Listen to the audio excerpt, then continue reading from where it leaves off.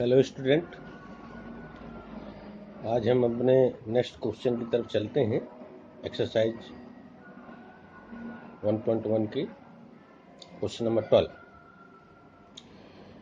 Question given है कि A is equal to set of all triangles. A जो है वो ट्रायंगल्स का सेट है। जब ए का ए के साथ कार्टेशियन प्रोडक्ट किया गया होगा तो उनके ऑर्डर पेयर बने होंगे, डिफरेंट टाइप के जो है ऑर्डर पेयर मिले होंगे। तो उनमें से एक रिलेशन गिवन है are. R is equal to T1 comma T2 such that T1 is similar to T2 is an equivalence relation। ये जो रिलेशन R गिवन है ये एक इक्विवेलेंस रिलेशन है, इसको हमको शो करना है। तो चलिए देखते हैं। R is a reflexive, R reflexive होगा सिंस क्यों every triangle is similar to itself. कोई भी ट्रायंगल इटसेल्फ सिमिलर होता है। तो let T1 comma T2 belongs to R, this implies T1 is similar to T2। so R is a reflexive relation. Now let symmetric relation की तरफ चलते हैं। तो let T1 comma T2 belongs to R, this implies that T1 is similar to T2। इसको हम ऐसा भी लिख सकते हैं कि T2 is similar to T1। It means T2 comma T1 belongs to R। तो सिमिलर की कंडीशन होती है कि if A comma A B belongs to R, this implies that B comma A belongs to R. So T1 comma T2 belongs to R, this implies T2 comma T1 belongs to R. So the given relation R is a symmetric relation. Now late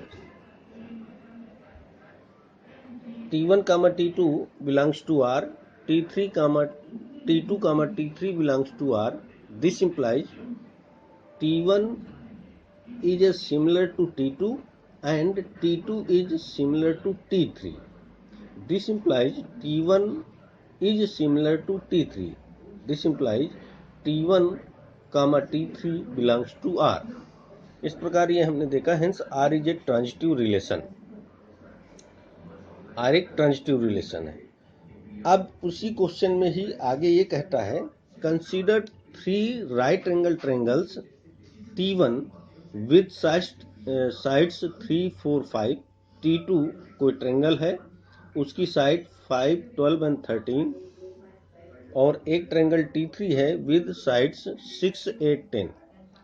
which triangles amongst T1, T2 and T3 are related. अब इसी question में आगे ये एक नया article उसने add कर दिया कि कोई T1, T2 और T3 कोई 3 ट्रायंगल हैं।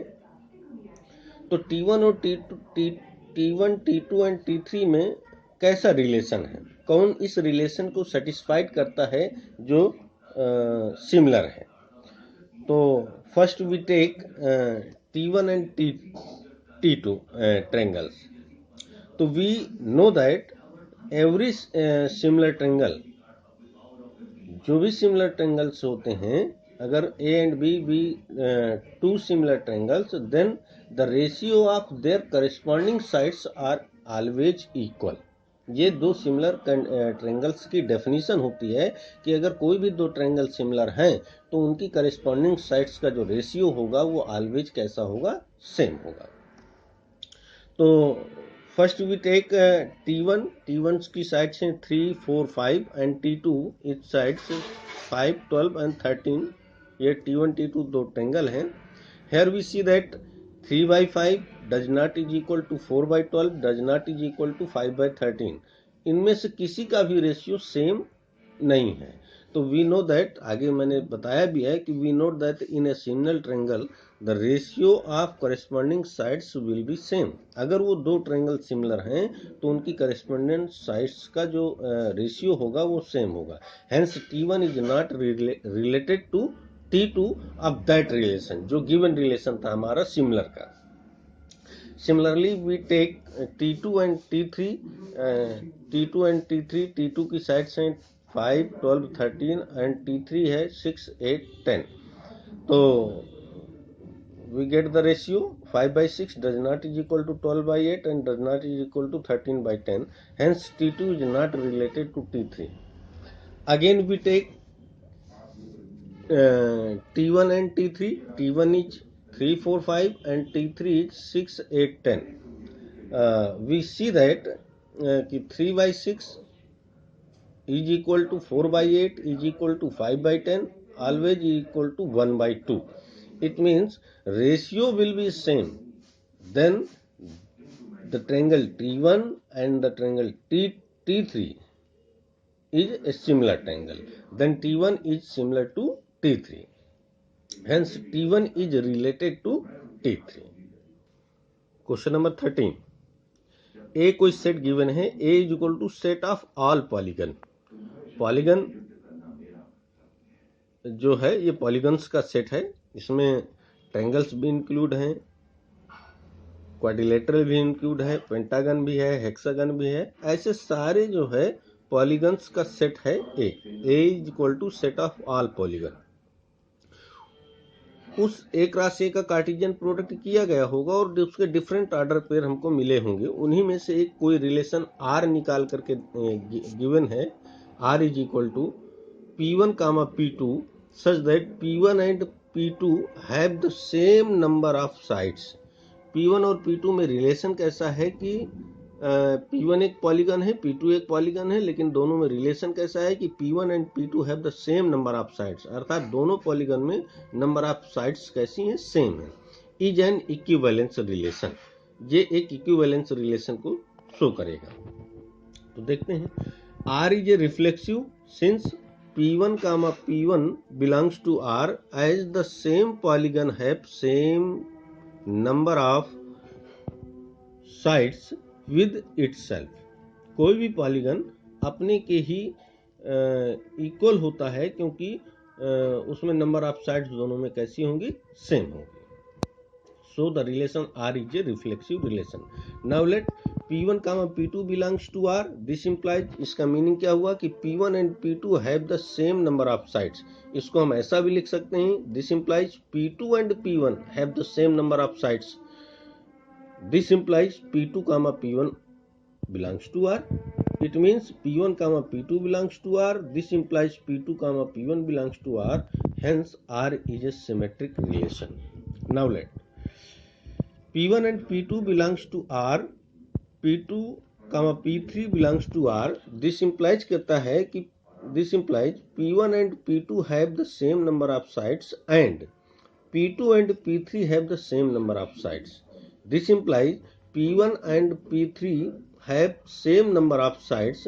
This implies P1 comma P3 belongs to R. क्योंकि गिवन रिलेशन तो यही है कि कोई भी पॉलीगन हो उसमें अगर नंबर ऑफ साइड सेम है तो वो उससे रिलेटेड होगा R से. It means P1 and P1 comma P3 belongs to R. Hence R is a transitive relation. अब यहीं पर उसने फिर इसी में एक नया आर्टिकल ऐड किया है कि finally we see that the relation R is a reflexive, symmetric and transitive.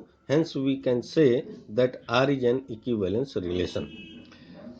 अब उसी में आगे ये कहता है क्वेश्चन में, आगे थोड़ा सा आर्टिकल और ऐड किया उसने कि the element in A related to triangle right angle triangle T with sides 3, 4, 5 are those polygon which have 3 sides.